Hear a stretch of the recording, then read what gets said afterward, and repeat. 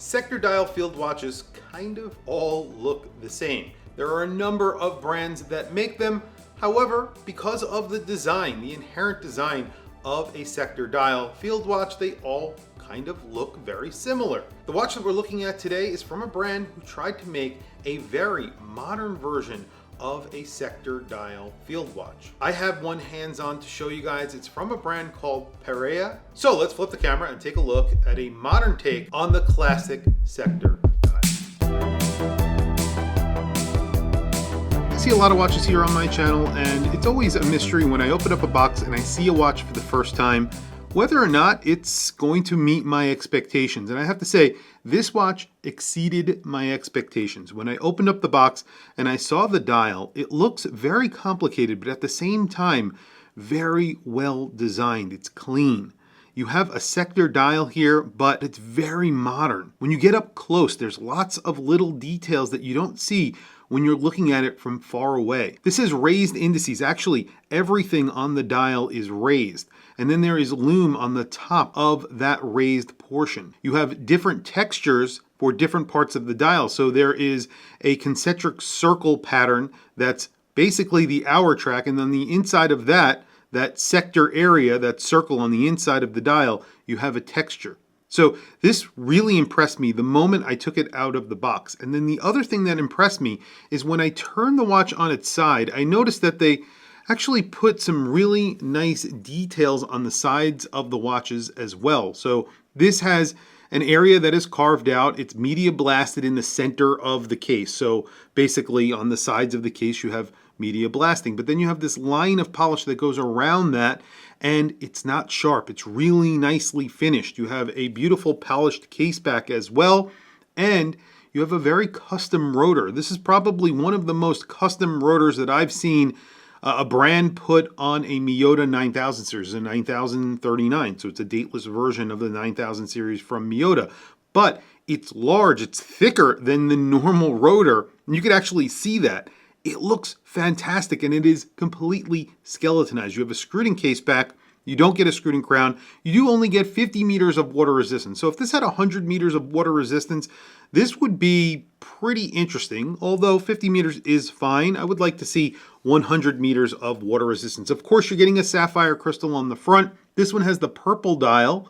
They're making a few different colors, and I just think it looks really, really good. And it doesn't end there. When you get to the handset, they've put syringe hands here. Those are skeletonized. So it doesn't look like they're loomed, but they are. You have that minute track, that's a railroad track. That I don't think is loomed. That's slightly raised as well, so it's sitting on a different plane from everything else, which again makes it a little bit more interesting when you're looking at it up close. You're getting a lot of lume on here. I think this looks very modern, not only when the lights are on, but when the lights are off, and you'll see what I'm talking about in just a few seconds. On my wrist today, I have a Casio Edifice Automatic. So I bought this watch a long time ago, never made a video about it. I have no idea why.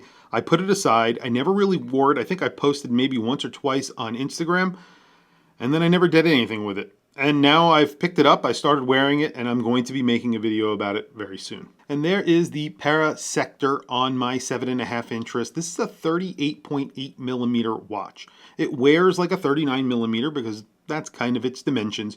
You have around a 46.5 millimeter lug to lug and a 10.4 millimeter thickness. Really great dimensions, really good looking watch in my opinion.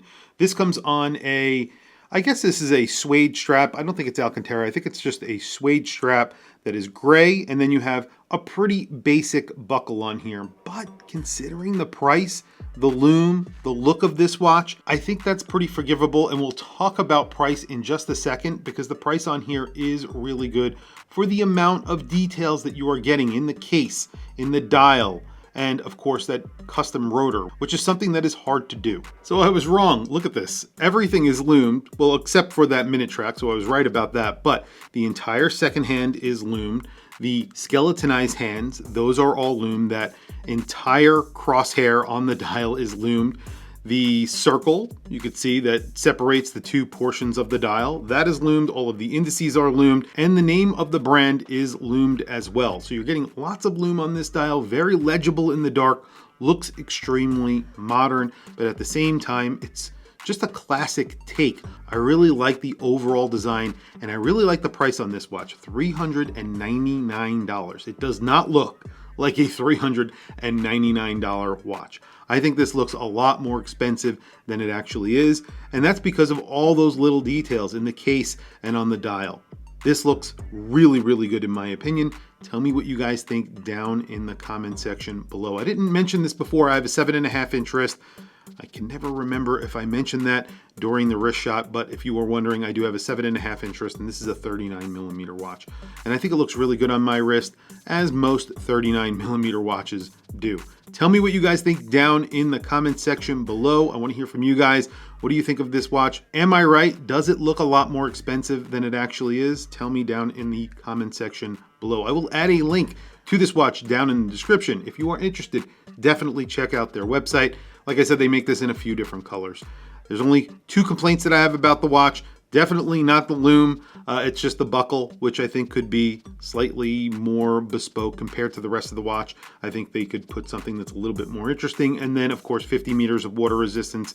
I like to see 100 meters of water resistance on a watch like this. It would be pretty amazing. But besides those 2, I'm really nitpicking.